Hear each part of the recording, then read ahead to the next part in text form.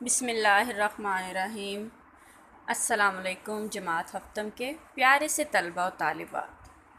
आज हम लोग अपनी ग्रामर की क्लास में हैं और इस ग्रामर की क्लास में आज हम पढ़ेंगे इसम मस्तर, इसम जामद और इसम मश्तक से मुतालिक, और इसके साथ साथ हम करेंगे दास्तान गोई के एक उन्वान को भी डिस्कस।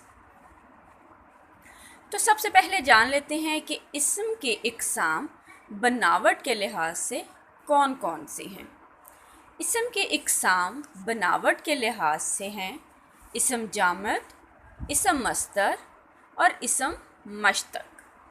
अब हम इस हर किस्म को अलहदा बहस में लेकर आएंगे और साथ साथ रसब उर्दू की किताब पर दी गई मश्क को भी हल करने का तरीका सीखेंगे। तो शुरू करते हैं इस्म मस्तर से। लेकिन ये देख लें कि ये चीज़ें सीखने से आप लोग मस्तर, मश्तक और जामद से मुतालिक आगाही हासिल कर सकेंगे और इसके अलावा अपने सुनने और देखने सलाहियतों को इस्तेमाल में लाते हुए कहानी को खुद एतमादी के साथ घर वालों के सामने सुना सकेंगे। अगर मैं आपसे पूछूं कि दर्ज झेल तस्वीर की वजाहत करें कि इन तस्वीरों में आपको क्या नज़र आ रहा है, तो इसमें सोना, दौड़ना, बैठना, ये चीज़ें आपको नज़र आ रही होंगी। तो ये सब चीज़ें हैं मस्तर। मस्तर के लुग़वी मानी हैं निकलने की जगह। बस मस्तर ऐसा लफ्ज़ है जो ख़ुद तो किसी लफ्ज़ से ना बने, लेकिन इससे बहुत से अल्फाज बनाए जा सके, जैसे लिखना से लिखने वाला, लड़ना से लड़ाई, उठना से उठने वाला वगैरह।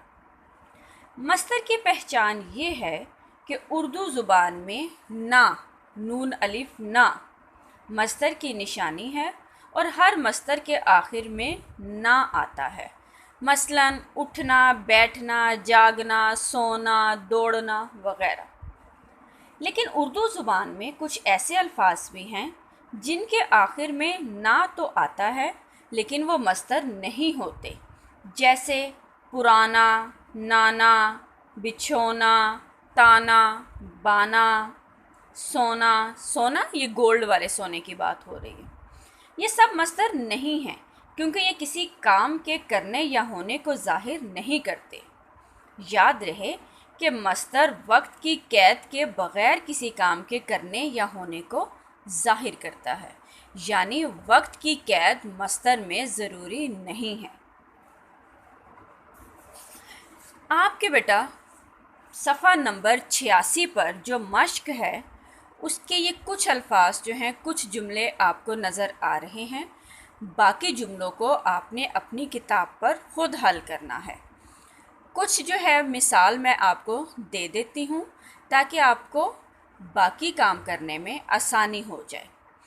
तो चूँकि हमने कहा कि मस्दर जो है वो किसी काम को ज़ाहिर करता है और लफ्ज़ के आखिर में ना आना ज़रूरी है, तो अगर मैं कहूँ गाली डैश बहुत गलत आदत है, तो अगर मैं गाली देना, अब देना जो है वो काम को ज़ाहिर करता है, इसलिए हमने मस्तर लगाकर इसको मुकम्मल कर दिया। गाली देना बहुत गलत आदत है। आपको मेरा आना बुरा तो नहीं लगा। रस्सी कूदना अच्छी वर्जिश है। बेवजह तोहफे लेना मुझे पसंद नहीं। वक्त गंवाना बेवकूफ़ी की निशानी है, यानी वक्त को खो देना बेवकूफ़ी की अलामत समझा जाता है। बेटा ये चंद मिसालें हैं जो मैंने आपको दी हैं। आपने इसी तरह के मस्दर बाकी जुमलों में लगाकर सफ़ा नंबर 86 की मश्क को हल करना है। सफ़ा नंबर 87 पर है मस्तर से फ़ेल अम्र बनाएं। तो मैंने जैसे पहले बताया कि मस्तर में ना की अलामत ज़रूरी है, لیکن اگر اسی مصدر سے نا کی علامت ہٹائیں تو فعل امر بن جاتا ہے۔ یاد رہے کہ فعل امر وہ فعل ہے جسے کسی کام کے کرنے یا ہونے کا حکم معلوم ہو، جیسے پکڑنا سے پکڑ۔ اب جیسے ہی میں نے نون الف نا کو ہٹایا تو یہ پکڑ فعل امر بن گیا۔ ہنسنا سے ہنس، جھکنا سے جھک، ابلنا سے ابل۔ جب بھی میں نون الف نا کو مٹا دوں گی تو یہ فعل امر بن جائے گا، جیسے جیتنا سے جیت، تڑپنا سے تڑپ، بولنا سے بول۔ یہ سب فعل امر ہے اگر ہم مصدر کی علامت نا کو ہٹا دیں۔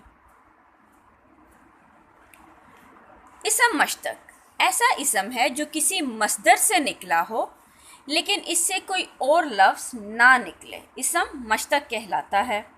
مثلا لکھنا مصدر سے لکھنے والا، لکھنے والی، لکھا ہوا، لکھتا ہوا وغیرہ۔ صفحہ نمبر 88 پر آپ نے مصدر سے اسم مشتق بنانا ہے اور پھر اسے جملے میں استعمال کرنا ہے۔ جیسے ہمارے پاس مصدر ہے دکھانا، تو مشتق جب اس کو بنائیں گے تو ہم بنا دیں گے دکھانے والا، اور جملہ کسی کا دل دکھانے والا خود بھی پریشان رہتا ہے۔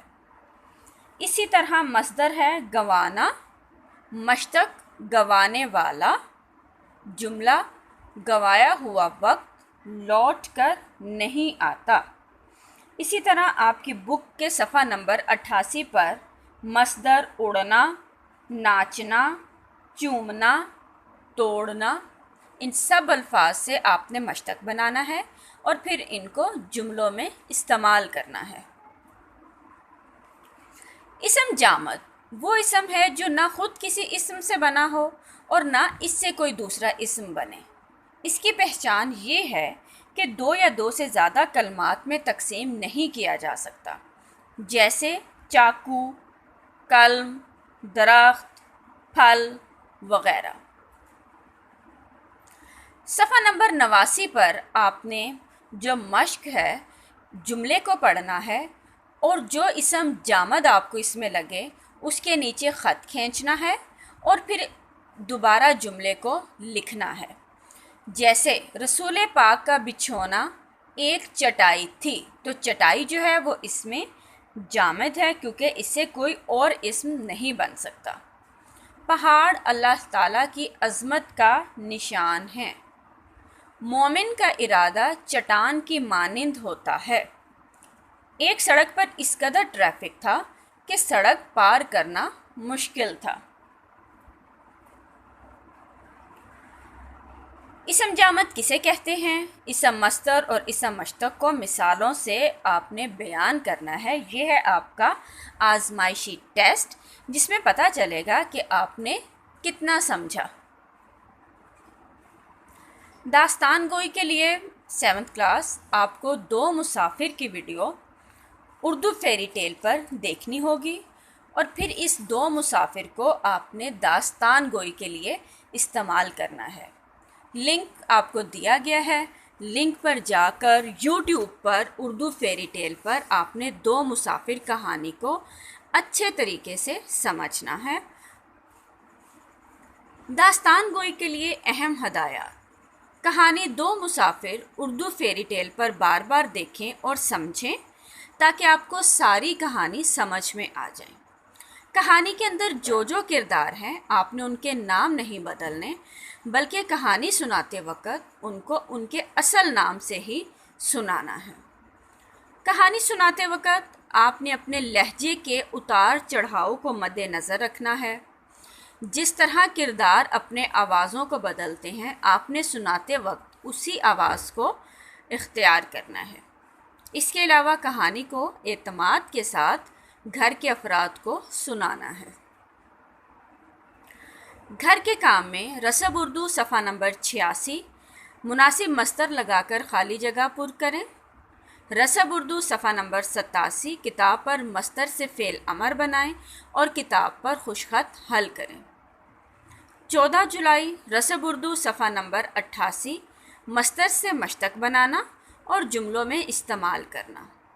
اس کے علاوہ صفحہ نمبر 89 اسم جامد کی شناخت کرنی ہے اور اس کے نیچے خط کھینچنا ہے اور دوبارہ لکھنا ہے۔ یہ تمام کام میں آپ کو بتا چکی ہوں، آپ نے دوبارہ ان کو صاف کر کے خوشخط کر کے اپنی کتاب پر حل کرنا ہے۔ اس کے علاوہ داستان گوئی کی ویڈیو دیکھنی ہے اور درست تلفظ اور اعتماد کے ساتھ گھر کے افراد اور دوستوں کو سنانا ہے۔ تھینک یو سو مچ۔ اللہ تعالیٰ آپ کو اپنے حفظ و امان میں رکھے اور تمام طرح کی آفات سے محفوظ رکھے۔ آمین۔